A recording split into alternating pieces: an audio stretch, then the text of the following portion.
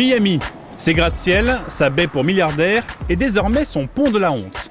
Depuis 4 ans, la ville interdit à tous les condamnés pour délits sexuels sur mineurs, du simple exhibitionniste au violeur récidiviste, de vivre à moins de 800 mètres d'une école, d'un jardin d'enfants ou encore d'un arrêt de bus. Résultat, voici le seul endroit où sont autorisés à dormir une cinquantaine d'entre eux, un cul-de-sac loin de tout, sans eau courante ni électricité. Je suis dégoûté de la façon dont on nous traite. Je viens de finir ma peine de prison.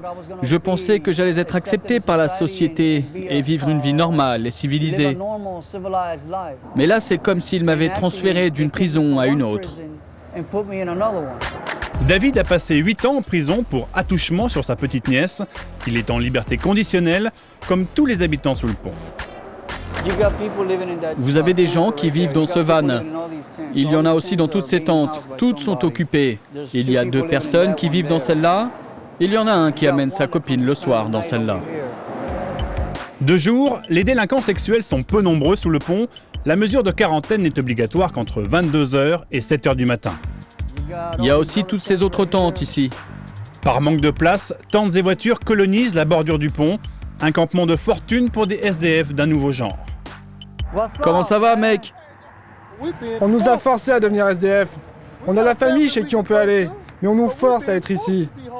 Vous trouvez ça juste? Vous trouvez ça bien? Ici, les services municipaux ne passent quasiment jamais et les conditions d'hygiène sont déplorables. Je vais prendre ce sac plastique et je vais vous montrer quelque chose. Vous le mettez là. Vous vous asseyez. Vous utilisez vos toilettes. Et quand vous avez fini, vous levez la lunette, prenez le sac, vous faites un nœud et vous le jetez loin dans l'océan. Le bip que l'on entend, c'est celui d'un boîtier électronique. Un mouchard qui permet à la police de localiser David, une source d'angoisse. Vous voyez cet avertissement lumineux? Allez dehors. Qu'est-ce que tu veux de plus? Je suis dehors. Je ne sais pas pourquoi il ne capte pas le signal, il devrait. La plupart du temps, je l'ai vu et même expérimenté, les flics appellent si on a un portable et nous disent « Prends ton boîtier, ramène-toi au poste ». Et quand on y va, en fait, ils vous arrêtent et vous coffrent. David est ainsi traqué 24 heures sur 24, à distance, depuis ce poste de police, par l'unité des délits sexuels. Si vous êtes de Miami, c'est ici que vous devez venir. 4 fois par an, les résidents du pont doivent s'enregistrer auprès des services de police. C'est une politique zéro tolérance. S'il manque un seul de leur pointage, on les arrête à nouveau. Une fois leur liberté conditionnelle terminée, les délinquants sexuels peuvent quitter le pont, mais restent fichés à vie.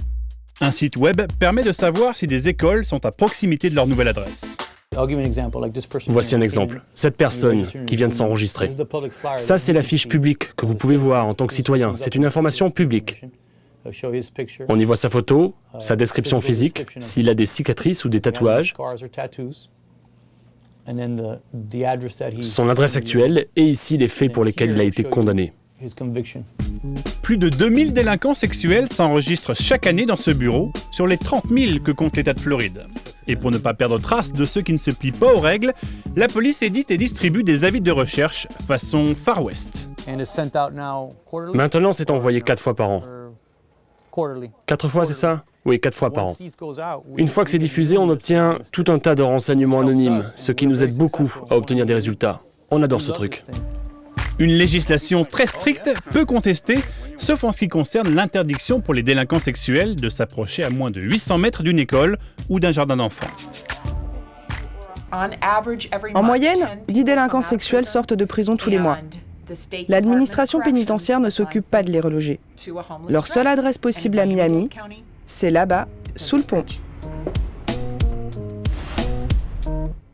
Carlene Sawyer et son association défendent 2 résidents du pont qui ont intenté un procès contre les autorités du comté. Notre constitution est censée protéger tout le monde. Je dis bien tout le monde de la même façon. C'est pour ça qu'on s'est impliqué dans ces dossiers, parce que nous trouvions que les libertés civiles élémentaires étaient en jeu. On pensait qu'en poursuivant les autorités en justice, elles auraient été obligées de trouver une solution, car c'est vraiment une violation des droits civiques. Pourtant, depuis 3 ans, Carlin a perdu tous ses procès.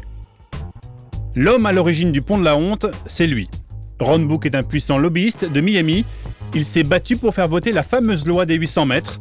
Un combat très personnel. Sa propre fille a subi des attouchements de la part de leur gouvernante. Les enregistrements à la police sont en hausse, les délits de fuite et les agressions contre les enfants en baisse. Donc tout le discours qui dit que ça ne marche pas, ici, c'est faux. Mais vous trouvez que la situation sous le pont est acceptable ? Non, la situation sous le pont n'est pas acceptable. J'ai passé les 7 derniers mois à essayer de reloger les 124 personnes qui vivaient sous le pont. Je reçois des rapports tous les jours sur le succès de notre politique de relogement. Voici l'un des endroits où Ron Book se vante de reloger les parias du pont, toujours loin du centre-ville, dans des quartiers défavorisés. Dans ce campement de mobil-home peuplé d'émigrés cubains, résident désormais 9 délinquants sexuels, parfois tout près de familles avec enfants. On veut qu'ils les sortent d'ici pour vivre heureux. Et surtout qu'on ne craigne pas de laisser les enfants jouer librement dans la rue, ici, là où nous vivons. Parce qu'on a des enfants. Parle pas trop fort, il y en a un pas loin. Où ça? Le monsieur, juste à côté. Elles disent qu'il y en a un qui habite juste là. Chut, il pourrait nous entendre. Le voisin, c'est l'homme en bleu. Relogé officiellement à plus de 800 mètres d'une école, il habite malgré tout près d'enfants. À Miami, la loi ne s'applique pas partout de la même façon, surtout dans les quartiers pauvres. Retour sous le pont.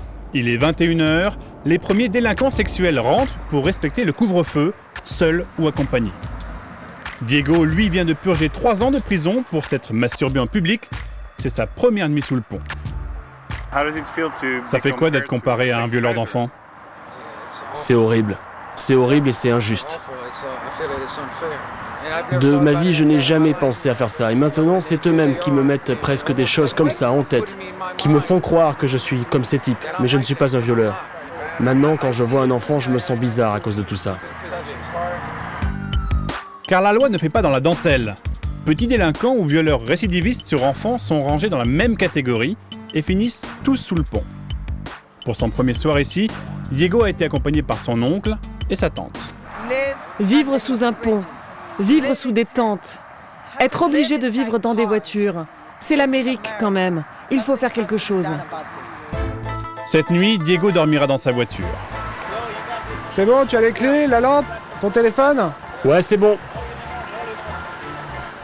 Bonne nuit les gars, à demain.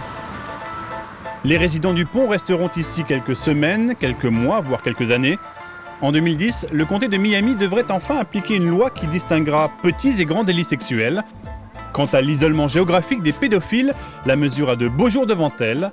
Presque tous les autres comtés de Floride ont décidé de l'adopter.